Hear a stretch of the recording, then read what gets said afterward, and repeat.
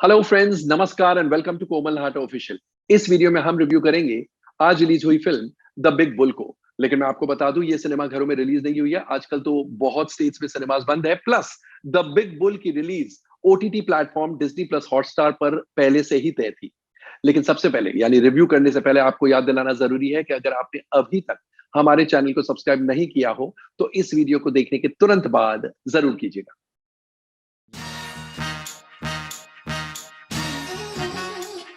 The Big bull सभी जानते हैं, कहने की जरूरत नहीं कि द बिग बुल के नाम से stock broker Harshad Mehta famous थे।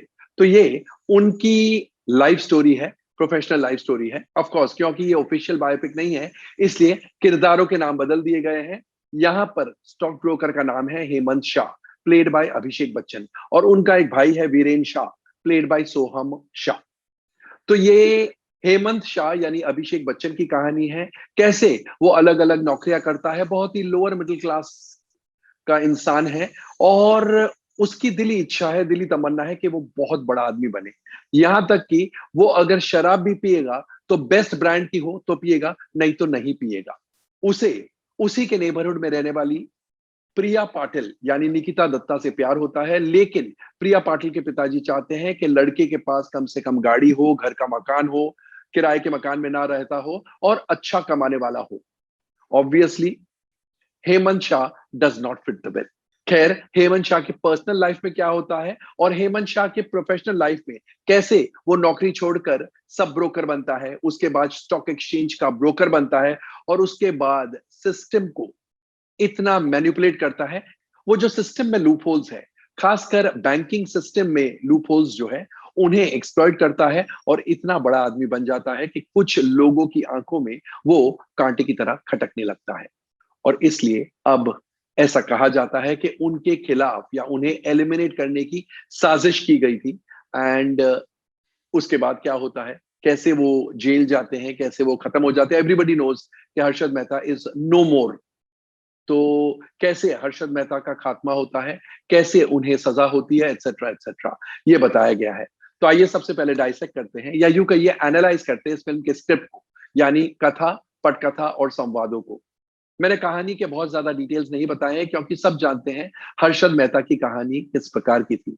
बहुत ही इंटरेस्टिंग, बहुत ही रोमांचक कहानी, एंड बहुत ही उतार चढ़ाव वाली कहानी।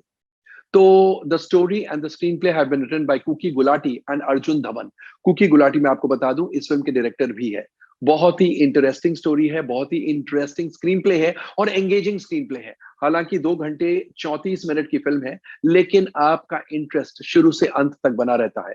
ऑफ कोर्स टेक्निकल बातें हैं, ऑब्वियसली होगी, जब शेयर बाजार के ऊपर फिल्म है तो टेक्निकल बातें हैं, और हो सकता है कुछ टेक्निकल बातें आपके पल्ले ना पड़े।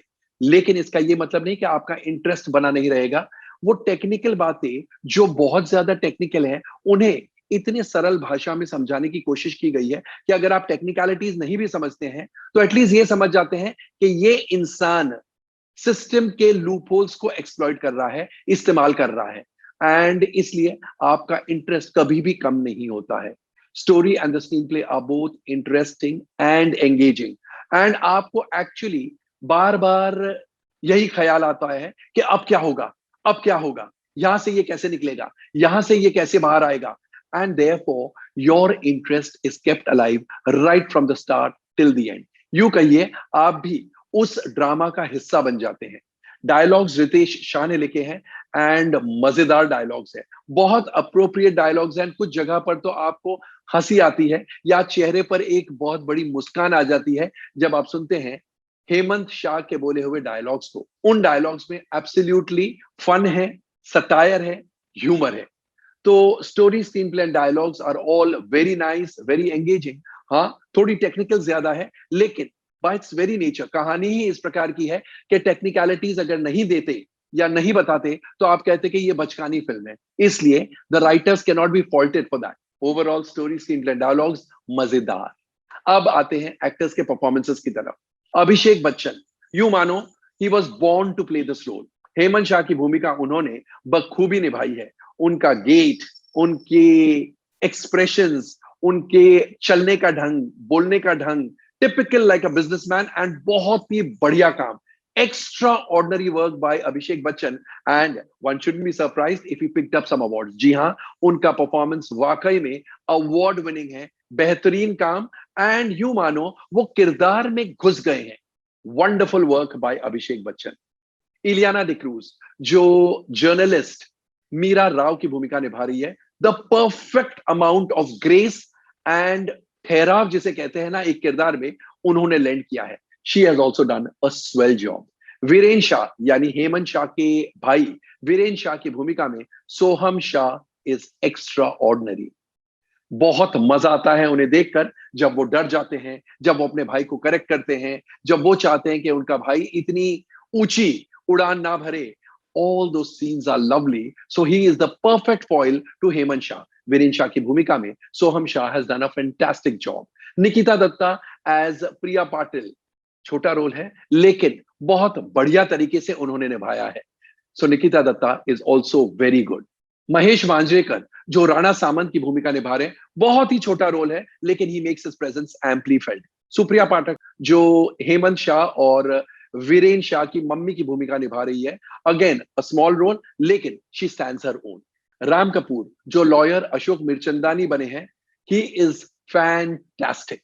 एंड सौरभ शुक्ला जो मन्नू मालपानी की भूमिका निभा रहे हैं, he is a bear in the stock exchange. Again he makes his presence amply felt. क्या मजेदार काम किया है. शिशिर शर्मा जो मीरा राव यानी इलियाना डिक्रूज के बॉस है, he is a journalist, he also has his moments. Venkateshwar की भूमिका में Kannan Arunachalam is first rate. क्या काम किया है. He is the bank manager. Wonderful work by him. और संजीव कोहली की भूमिका में Sameer Soni also is very nice, very effective performance. Sumit Vats जो हरि व्यास की भूमिका निभा रहे हैं, he also lends very good support. Tara की भूमिका में लेखा प्रजापति इज गुड. रोहित तिवारी जो राकेश यानी joint secretary of the ministry of finance की भूमिका निभा रहे हैं, he also definitely is very very appropriate and very very natural.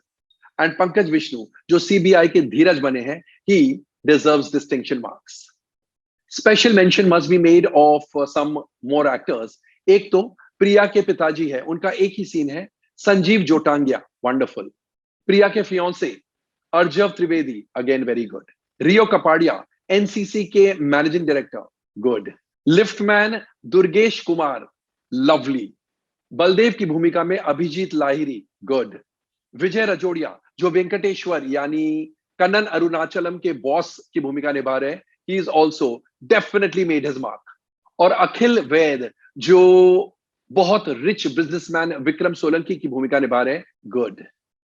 तो ये तो ही बात एक्टर्स के परफॉर्मेंसेस की. अब एक नजर डालेंगे डायरेक्शन और अन्य टेक्निकल एस्पेक्ट्स पर. कुकी गुलाटी के निर्देशन में यह फिल्म बनी है और कहना पड़ेगा कि हालांकि बहुत टेक्निकल किस्म की फिल्म है, उन्होंने बेहतरीन फिल्म बनाई है. बहुत अच्छा नैरेटिव स्टाइल. हाँ, कुछ क्लोजअप्स कम है, मिड शॉट्स या क्लोजअप शॉट्स थोड़े कम है, लॉन्ग शॉट्स ज्यादा है. अगर थोड़े बहुत ज्यादा क्लोजअप शॉट्स होते तो और भी बेहतर होता. But having said that, this is not such a big aberration, this is a minor aberration. लेकिन कहना पड़ेगा कि उनका निर्देशन बहुत ही बढ़िया है. So Kookie Gulati deserves distinction marks for making a difficult film so interesting. बहुत अच्छा डायरेक्शन है. फिल्म में संगीत गौरव दासगुप्ता, मेहुल व्यास और विल फ्रेंजी का है, और lyrics by Kunwar Juneja, Anil Verma and carry Minati. And गाने मजेदार है. इनफैक्ट वो रैप सॉन्ग जो कैरी मिनाटी ने लिखा है और विल फ्रेंजी ने कंपोज किया है, वो तो ऑलरेडी बहुत पॉपुलर बन गया है. बाकी एक रोमांटिक गाना भी अच्छा है. In fact all the songs go well with the mood off the film. Super hit जो आमतौर पर लोग गाते हैं उस प्रकार का म्यूजिक ना हो, लेकिन नॉट नेसेसरी. इस प्रकार की फिल्म के लिए जो म्यूजिक दिया गया है वो बहुत ही अच्छा है. एंड गानों की choreography by Ranju Varghese is good. Sandeep Shirodkar का बैकग्राउंड म्यूजिक मजेदार है. Cinematography by Vishnu Rao is first rate.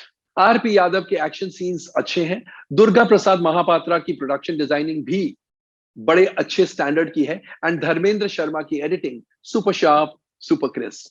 तो all in all the Big Bull is a very entertaining, very interesting film. ये एक मजेदार एंटरटेनर है जो आपको अपने परिवार के साथ देखने में बहुत मजा आएगा. In fact it is a fulfilling experience to watch the film with the family. This one is definitely a very fine entertainer.